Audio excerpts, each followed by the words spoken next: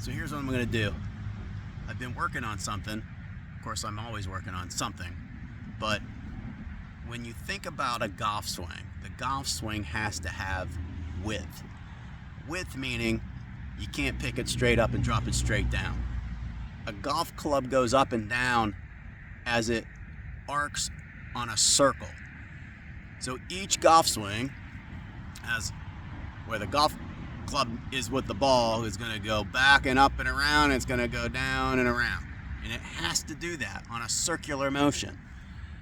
So the one thing that I'm trying to be more appreciative of is also when the circumference of the circle is wider, the club face stays squarer longer, which means you're going to hit it more straight.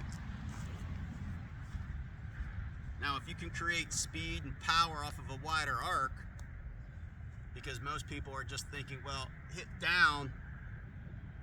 It's not that it's the perfect way to say it. It's just that you have to appreciate that the movement is bringing the golf club down there as I release it, but I don't just want to release it to hit down. So the first part of the swing is trying to feel wide on the takeaway and wide on the follow through. And just let bygones be bygones and let the ball get in the way of feeling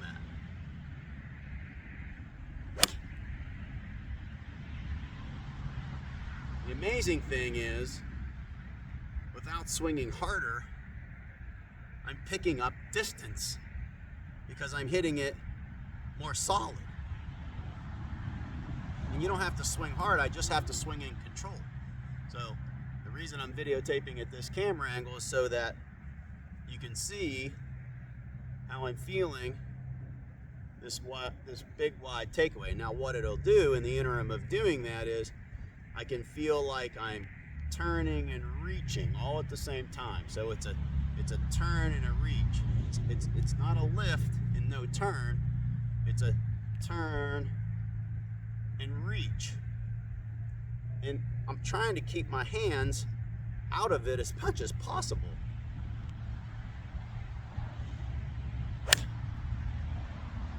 If the hands, like there, maybe my hands got a little bit quick down through here. The club got a little deep. So if I don't have a significant amount of rotation and some pulling as I'm releasing, I risk the golf club kind of getting down under the ball, maybe a smidge heavy.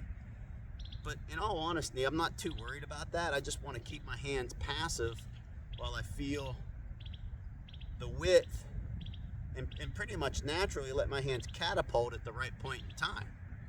If my hands get fast too soon, which usually fast hands are all done kind of way back in here, but if I wait and I get some shift and some turn and my hands get into here, I can run into the ball pretty easily, and then it's really, the misses are good, let's put it that way. It's a very, very, very small miss as opposed to a big one. All right, nice and wide and reach.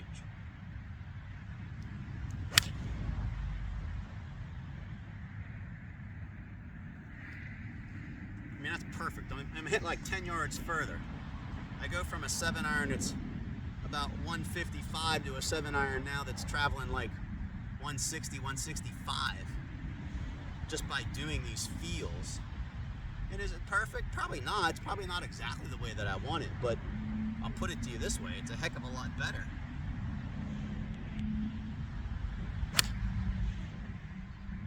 That was right on the money. I mean, I almost can't hit it any better than that.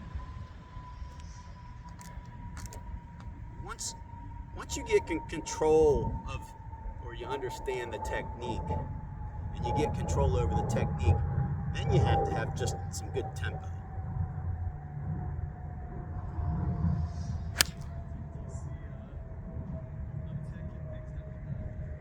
Tempos, that's a whole nother separate story.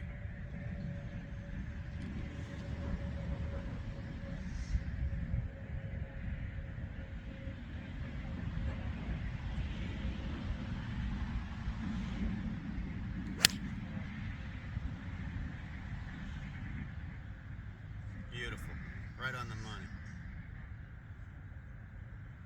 But really just rehearsing this every single time. if I did anything, I'd want to go do this. Backswing, downswing, backswing, downswing. I'm trying to feel wider on the follow through as well.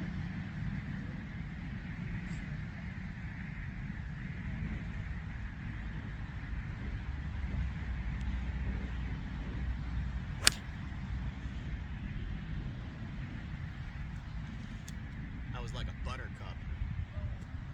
That was probably 175.